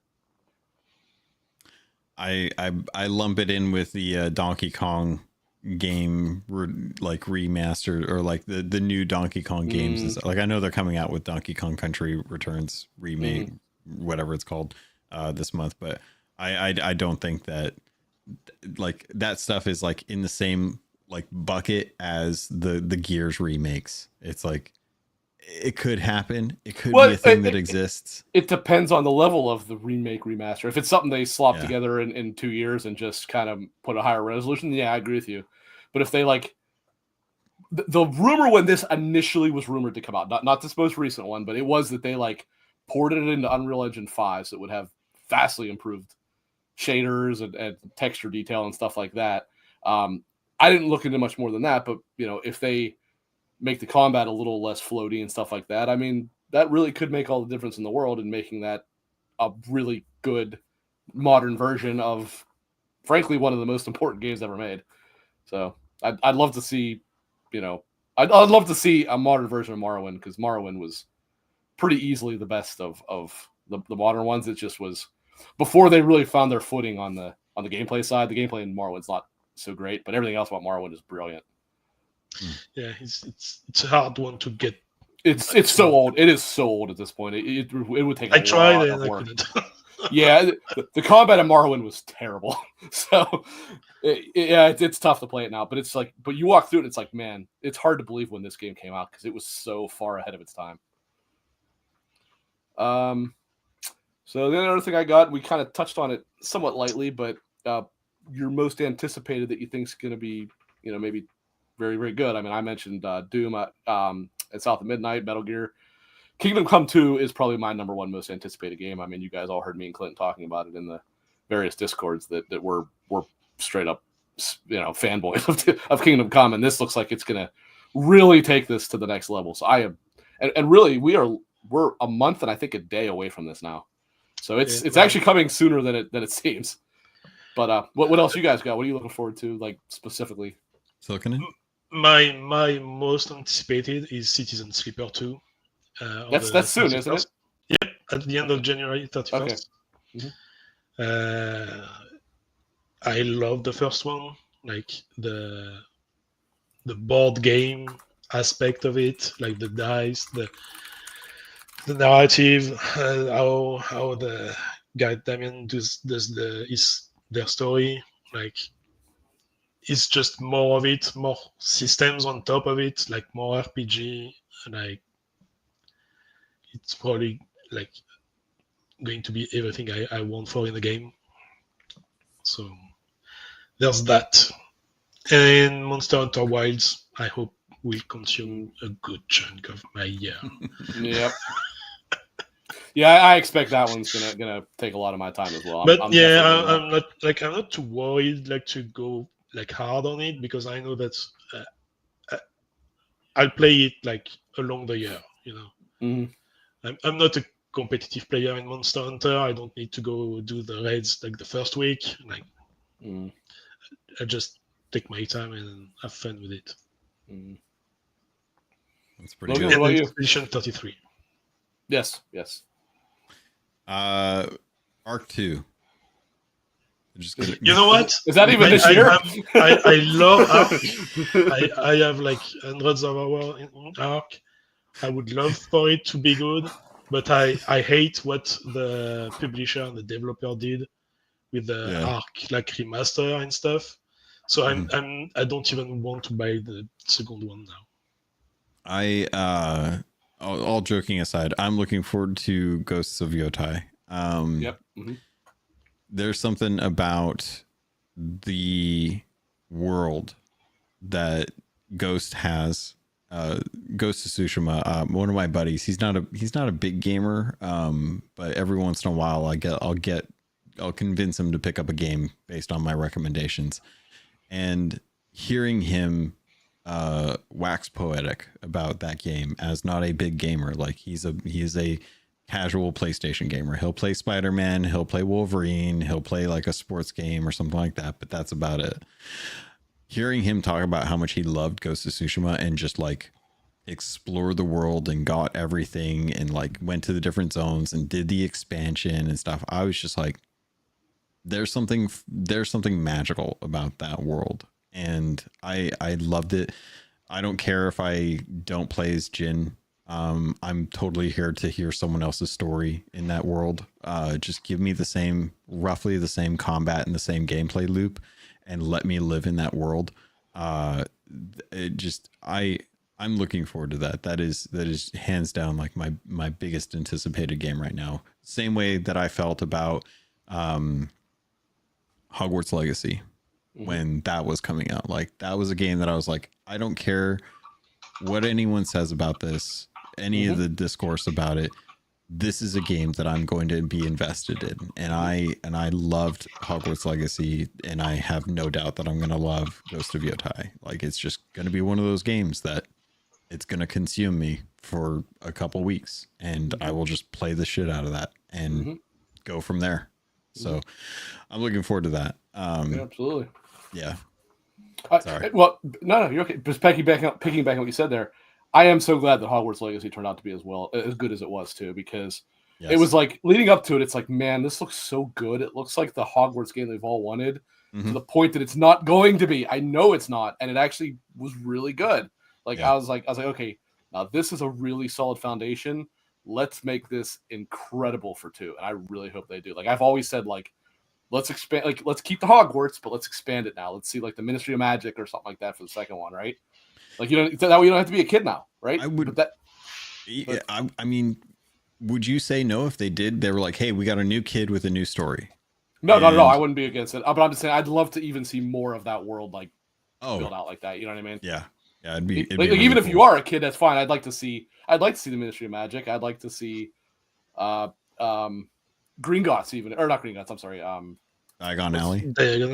What the main like city like they go into? I forget the name of it, but the main city they go into when they do all that shopping and stuff like that. Like that would be awesome. Just see more of that universe, you know? Yeah, I think it would be really fun to see what they can do with expanding some of the different areas, bring in some of like the movie areas. I would love for them to add like a Quidditch portion to be able to do that. Yeah, but they have a game for that now. I did see that. I'm morbidly curious about how that is, because I've watched some gameplay and I'm like, okay, this actually doesn't look like it's too bad of a Quidditch game. It was a PS Plus game of the month in September when it came out. I mean, it's not now, but yeah, it was. Did I claim that? I hope so, because it was a free game that month. Oh my god! I feel like there was definitely like a good handful of months that I just like completely zoned out on gaming, on picking those up. So now I gotta check my account. That's right. That was kind of a big deal, because you didn't often get day one releases on PS Plus anymore, and that was one of them. We hadn't got one in a while. And what game that's not officially slated for 25, but we know exists, would you like to see? Really? Well, I'm going to take out Silk Song because that's way too easy of an answer. I know it's not this year, but I mean, we know what a Naughty Dog fanboy I am, so I would love to see. What the hell's the name of that? Intergalactic, the Heretic Prophet. But I know that I think it'll be next year. I think it'll be late 26, but I'd love to see it be 25. Yeah, that's a really good pick. A game that I know is going to be out there that is not out. Like we saw a trailer, but there was no year. Yeah, it could be this year, but we don't have confirmation. Does a title card count? Yeah, if you really hope for it. I would love to see what Metroid Prime 4 actually looks like. That's a good pick too. I mean, I love the Metroid Prime series. I think it was one of those ones that it killed me to look at Metroid go that route, but getting hands on with it back in 2001, 2002, you realized it was Metroid, yeah. It felt like Metroid, and I was like, okay, well, nothing will ever beat the first time I've like shot off the little plasma cannon, and you see the light reflecting Samus's face on the visor, and I'm just like, they thought of everything. The first time you saw it, and I was like, what the hell was that? And then I realized, I was like, oh, that was the reflection of her eyes. I was like, that's actually really interesting. It was really cool. Those games were amazing. I love that series. Yeah, and shout out to the team in Texas who put it all together and stuff. It was one of those ones where it was like, I didn't expect that out of Nintendo, because it's such a big thing for them to like give out like IP like that. So I'm curious to see like what they do with that. But outside of that, I would say State of Decay 3 has my interest. I would love to jump into another kind of like PvE kind of zombie game like that, and just kind of run around and do fun stuff. That's a good one too. What little we saw of that looked exactly like what I was hoping it would. Because what they showed clearly was gameplay. It just was like with the HUD removed and all that stuff. And I'm like, this looks this is what I wanted, like a much more AAA version of what we got with State of Decay 2, and that's exactly what I wanted it to be. Yep. So, same. I'd also like to see way more of the forgotten Xbox exclusive Clockwork Revolution or whatever. I like Brute Force, actually. I'm the only person I know that liked it, but I did like that game. Blinks the Time Sweeper? I did not like Blinks. I wanted to, but Mech Assault was awesome. So, as well as Crimson... what was it called? Crimson Skies. Crimson Skies. Yeah. I think you mean Steel, but I think you mean Steel Battalion. It's the real winner that we need to bring back, including the $400 now controller. Yes. But yeah, Clockwork Revolution was announced, and that looked really cool. And we have seen nothing since they announced it. Yeah. So I'd really like to. I mean, it's been probably 2 years since it wasn't just announced this last year, right? It was announced the year before, I think. Yeah. Yeah. So it's like we probably should. I mean, I'm not saying it's close to being out, but we should probably see something on that here fairly soon. I hope so, because that looked awesome. I love the world. Go ahead. I was gonna say I thought it would come before South of Midnight, but South of Midnight clearly was much further along. Yeah. Yeah. The two I have on my list that we don't have a year for. There's Light No Fire from Hello Games. Yep. Because I love No Man's Sky. I'm one of the few that loved No Man's Sky at release on 1.0. Oh, wow. That really prefers 1.0 as what it is now. Really? By the way. Yeah. That's interesting. Because I liked the aspect of you being alone in the universe, trying to figure it out. Like, it was really relaxing for me. So Light No Fire and Marathon. What was that one again? Marathon. Marathon. Yeah. Oh, okay. We translate. From Benji. Interesting about Marathon, because that's extraction shooter. Yeah. Yeah. That's I hope I hope Bungie. There's a lot going on with Bungie, but I hope. Yeah, but they always do really good fire, like shooting mechanics. They are very much amongst the top of the industry. There's no doubt. But yeah. Unfortunately, leadership, they're amongst the bottom. So yeah. Light No Fire has my interest. That, and I think, well, we know Split Fiction's coming out, but Light No Fire and Split Fiction are like the two odd ones that I always think about every once in a while. Now that I found out about Split Fiction, but Light No Fire is I'm hoping that they've learned all the lessons that they've learned over the years. They have like if you like, I know No Man's Sky pretty well, and when you see the trailer for Light No Fire, it's all the mechanics they added update after update in No Man's Sky. Mm-hmm.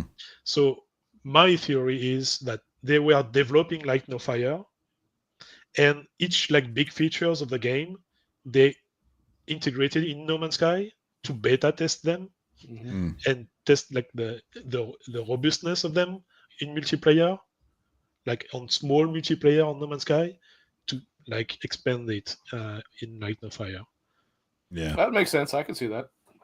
Because the fishing, the flying mounts, running mounts, the building pieces, etc., all that is already in No Man's Sky.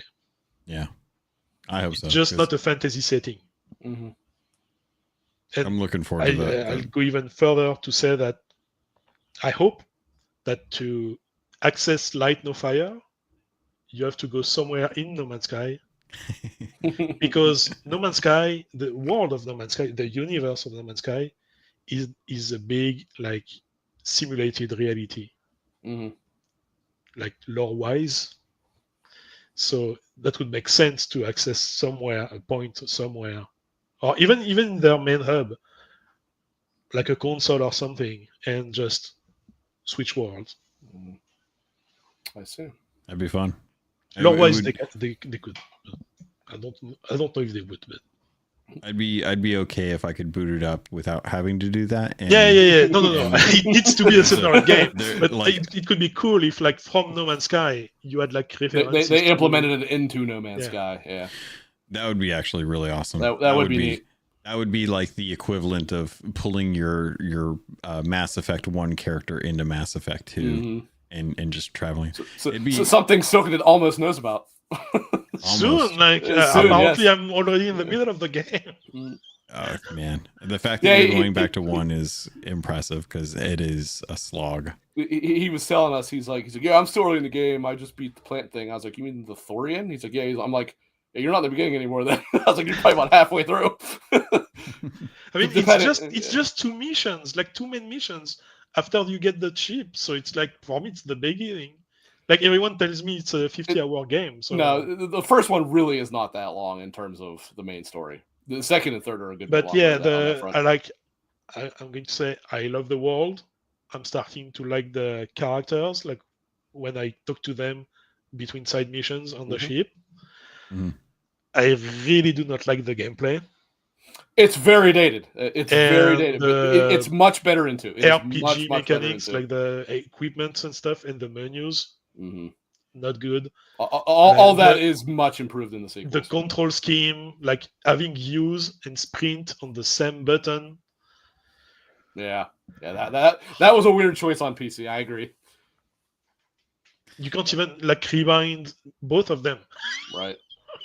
I think what I did when I put it on PC is I bound it to F and to Shift so that I sprinted with Shift and then used F to. Yeah, I But just you're right. didn't You're right. touch You it, and I can't learned make it to two use separate it. bindings. Yeah, I agree. But So we'll see if 2 is better, but on gameplay. But it is. 2 is a lot more fun. I came in at 2 and played it alongside, because there was 3 games that I got my Xbox 360 for. Mhm. It was Gears 1, Mhm. Gears 2, and Mass Effect 2. Those And I are played- 3 good games to buy an Xbox for sure. That was the reason why I got my 360, and then I got Gears 3, and I was like, okay, well, this is a fantastic console. I think I'm good. I think I did everything that I needed to for these games, and then but that's also why I completely bypassed like Mass Effect and Gears. It's because on that generation, Xbox 360, like I was already deep in World of Warcraft. Yep. And Same. I was a student, so I didn't really have money. Mhm. I had just had the $15 for the subscription. That's all I had. So Same. I studied World of Warcraft for many years. Yeah, I missed out on. So I bypassed all that generation, and I came back into the PS4 also. Mhm. Yeah, no, I'm right there with you, because I came into the 360 at the tail end and got it like super cheap, and though I grabbed those 4 games, and then that was pretty much it. I don't even think I played I don't think I played Halo 3. So, Halo 3 would have been out before 2, but after 1, I think, is how it went. It was I'm pretty sure Gears 1 was out first. yeah, it was. I just it was played the Halo 1 like on the original Xbox over the friend, like catch co-op. So yeah, I that's did, my only experience in Halo. Halo. If you get a chance, I know. I have the Master Chief collection somewhere. Yeah, it's definitely Halos 1, 2, and 3 are a really interesting like kind of segment of time. Capsule. Yeah, like it's a little time. It really is like a time capsule, and just like What's interesting was when you play them in order, seeing how different the level design is each time. Like they really, Halo 1 plays nothing like 2 and 3. It's like when you, in terms of the level design. Obviously, the shooting mechanics are similar, but because the level design in 1 was not very good, whereas it was massively improved in the sequels. And then 3, they tried to kind of go halfway between them in terms of opening it up. Like 2 is pretty linear. 3, they tried to open it up a little bit while remaining linear. So it's pretty interesting. You can kind of see Bungie's like trajectory there. Yep. But well, I got one more. Kind of a joke one, but also a real one. Will Silcanit and I be able to take off our clown makeup this year? Will Silksong actually come out in calendar year 2025? Silcanit says yes. Logan, what do you think? No. The game doesn't exist. I say yes because it freaking has to. I don't know what could possibly take much longer at this point. They're just they have like a PC running for the website in someone's garage, and they're too busy playing other games to actually go finish the game. Yeah, you're probably right. Well, what it really comes down to is the fact that Clint refuses to play the damn thing. Yeah. And if he would just play Hollow Knight, the damn thing would come out the next day. But he won't do it. So I feel bad. But yeah, I mean, it's been we do too. It's been like 20 months since the official delay. And that was the last thing they've ever said, right? Yeah. Yeah. And it's not, you know what? It's not even Team Cherry that said it. It's the PR guy, like the PR company they hire. Oh, really? Yeah. Well, I mean, Team Cherry is from the studio. It's from the PR. Team Cherry is company. only what, like 6 people. It's a small team. Yeah. But I mean, I know single developers like Concerned Ape that gives more information. I'm not making excuses for them. I'm just saying they're a small team. But all right, well, you guys got anything else you wanted to bring up, or I totally missed the Quidditch like game. Play more indies. Like there's so much indie games. Sorry to hear that. 25. What's that, Silcanit? I'm sorry. Just play more indie games in 25, guys. 2025 is probably the last year that I need indie games because there's enough other crap that year. I know that hurts you to the core, my man, but there is so much other stuff in 2025 coming. I know there's a lot of big names. So there is a lot of stuff that's like huge for me this coming year. To be honest with you, 2024 was a good year for me, and 2023 is legendary. This has been an insane like 3 years. 2024 entirely came down to, I know you about indies, but in terms of the AAA, as to whether you like RPGs or not. If you didn't like RPGs, it probably was not a particularly good year for you. But if you did, you couldn't keep up because it was just a constant stream of quality RPGs. And then 2025 looks like it's just going to be anything you might like is going to be something great there. So I will always keep an open mind to indies, but I'm much more of the breed that if you dangle a double A first, like new IP in front of me and it's got action combat tagged on it, I will give that an honest opportunity. Nine Souls. I'll back you up. Nine Souls is awesome. It's on the top end of the indies. I would say it's like a AAA. I'll say I would call that a AAA indie. Like that. AAA. It's the term now. Yeah. There you go. AAA. Yeah, it's probably. I mean, it's tough. That's the thing about it. It's not for everybody. It is a hard game. But it is an extraordinarily good game. I don't think it's as good as Silksong, like in terms of what it does, but I will not take away from Nine Souls. We have no way to know for now. I said, I'm sorry, Hollow Knight. Silksong. I meant Hollow Knight. I'm sorry. But no, Nine Souls is excellent. That is Nine Souls has a story though. Mm-hmm. Is it on Game Pass? Nope. Actually, it might be. I don't think so. Actually, it is. I thought it was. Yeah. Really? Well, then you have no excuse then. I think within the last month or two, it went in there. And it's a platformer. It's a platformer Sekiro parry type game. Yeah, it's almost like a combination of Sekiro, Hollow Knight, and like, I mean, I guess that kind of does it, but yeah. Because it's somewhat Metroidvania, but it's very built around parrying and stuff like that. Which is why it's hard. This is the trouble is that there have been so many like 2D platformers that I am exhausted with how many there's been. Like there have been a lot. There have been a lot. At least Nine Souls is not a pixel art. No, and that's the thing is like all of the side scrollers that have been coming out have been fantastic. They look amazing. Like that, like the medium has really grown over the years as far as like what they're putting out. You know, I would attribute something like Dead Souls as the first one to kind of like push those up to, and then Metroid Dread. So it's nice to see, you know, games like Tales of Kenzera and Nine Souls now coming out that just look really, really good for side scrollers and platformers. But I think mechanically I have a real hard time with those games, which is why I look for the ones that have like the more robust accessibility options, because I can't parry. They have a story mode. They have a story mode that's like makes the game really, really easy. Like, oh really? You won't have any problem on story mode. I might have to do that because I am hard stuck in that game. You take basically almost no damage, and you do all the damage in the world. So.